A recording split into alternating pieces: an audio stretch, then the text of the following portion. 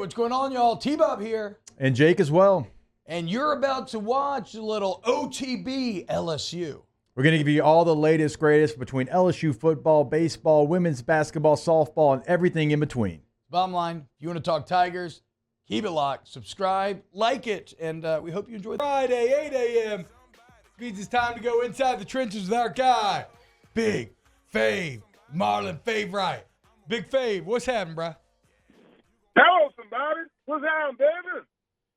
Chilling, man. Just me and Jake took a sick day yesterday, so feeling better today, feeling juiced up, little Friday vibes. No LSU games, a bit of a bummer, but I think my body's basically telling me I could use a week off. How are you going to take in the weekend now, Fave, with no game? Well, I was going to go to Northwestern State versus McNeese. Their season got canceled. I was going to go support my son. It's his birthday. It's his birthday this weekend? Yeah, bro. Damn. Crazy. So it's a tragic story. We haven't talked about it much. Northwestern State player murdered. I think there's allegations or at least suspicions that now they're looking at a teammate. They canceled the season. Brad Laird resigns. What's it been like having a son that's a member of that team? It's been a bit difficult. Control just got there, but a lot of his teammates were very, very close to Rodney. So our prayers and thoughts goes out to his family. But I mean, Control is kind of an introvert, so he doesn't really fully express himself. But I could just tell, his heart goes out to his teammate, and it's just a lot of moving pieces, a lot still being under investigation. So, my thoughts and prayers are to the coaches, the players, and it just sucks, especially for those seniors to have to abruptly end their season. Yeah, it's tragic and awful all the way around. And I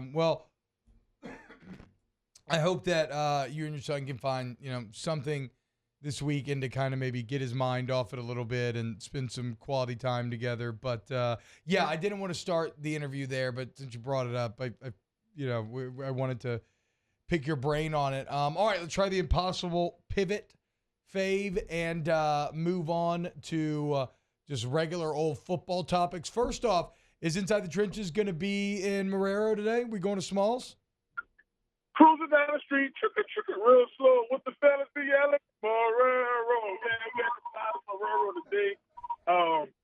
LSU not playing this weekend, so we're going to probably dance around with the Heisman and race as one of the topics. Of course, Tulane is rolling down here, so we're going to talk a little Tulane. Of course, Saints, and we'll be at Sliders today. 1535 Military Boulevard on the Best Bank.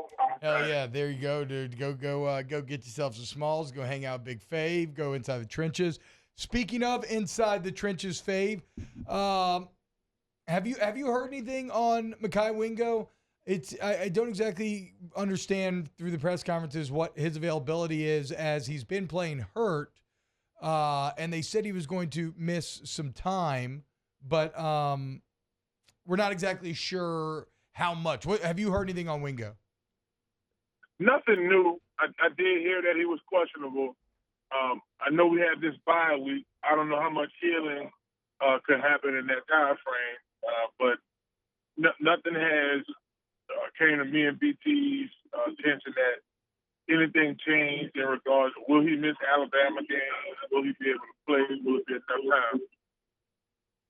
What does that do to that rotation, though, Big Fave? I mean, because, you play Army last week and you're able to get away with that. I mean, would you expect Jordan Jefferson probably to get a bulk of those snaps, and then you would have Guillory probably come in to be what Jordan Jefferson was to Wingo? I think that's what's going to happen, Hess. I mean, we saw a glimpse of that last week in the Army game. And to be honest with you, Jordan Jefferson isn't a big drop-off. As a matter of fact, it kind of puts me in a mindset of, the rotation we had at LSU when Big Chew got hurt, Charles Alexander got hurt. Okay, I got named the starter. But it was like we were both starters anyway because we were getting the same amount of playing time and same work. Not saying that Jordan is all the way on Mekhi Wingo's level, but man, Hester, you and I have been talking about this even early on in the season. Jordan Jefferson, a dog. I think he represents that 99 well, and I don't think it'll be too big of a dip-off if Mekhi Wingo is not playing. But as you mentioned, guys like Tank Guillory, he's going to have to step up and play much harder, and they're going to probably look at different areas of that D-line and see who else can step up. Fave, when I look at this when I look at this LSU-Alabama game early, the thing that I worry about for LSU is that their glaring weakness is so much more glaring than that of Alabama. Now, also, you could argue that LSU's strength is greater than that of Alabama, and that is true as well, right? But now with all the injuries and the suspensions or whatever you want to call them at corner, you're down to basically all freshman cornerbacks. Mekhi Wingo maybe going to miss this game. It's just I don't know. What do you think the defense is going to do? Like, how can you try to have success against this Alabama offense when you're playing freshman corners out there? It's going to be heavy on the front seven. I'm talking about Harold Perkins, Whitweek, Savion Jones. I'm just naming guys who are going to have to make big plays in here. When you have freshman corner get in a big, it's not even about the, like, I'm going to be honest with you. I saw Ashton Stamps check Justin Jefferson this offseason. Now, Justin, of course, third best season in the league. He was getting them, but the kid has the skills. It's not the skills of the young freshman. It's the stage. It's that stage you're going on the road to Alabama. Is that stage too big for those youngsters? It's in an area that's already struggling. So it's natural for us to look to other areas. It's natural for us to look at the linebackers, look at the interior linemen and say, hey, a couple of y'all are going to have to make some big plays. We're going to need some third down sacks. We're going to need some every down pressures.